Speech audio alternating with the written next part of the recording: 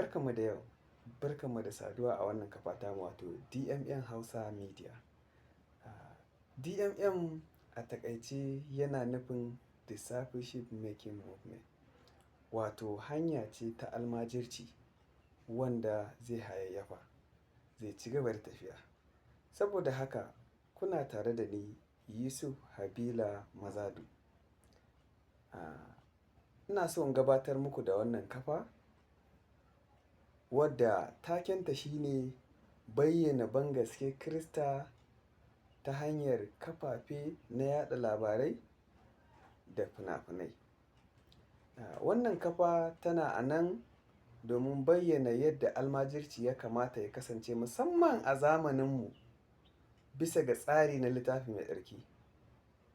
Akwai muhimman abubuwa guda 6 da za mu fara da su wanda za mu ka ɗauka ɗaya bayan ɗaya, ɗaya bayan ɗaya har sai mun ga bayansu kafin sai mu koma mu ci gaba da shiga waɗansu darussa. Yesu ya ba da umarni a Matiyu Sura ta 28, aya ta 18, 19 da 20.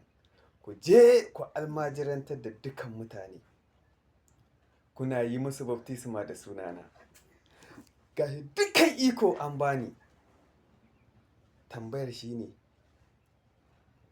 har yanzu kana zama a ikkilisiya ba ka yin komai? Idan ba ka da amsa, ci gaba da biyo mu. Za ka samu amsoshi cikakku. Idonka zai ƙara buɗewa a kan yadda ya kamata ka yi rayuwarka ta Kirista. Sa'an nan ka ribato waɗansu domin umarnin Allah ne da Yesu ya bayar. Sa'an nan yadda za mu fara, za mu bincika abubuwa muhimmai da suke da muhimmanci a tafiya ta almajirci yadda yake.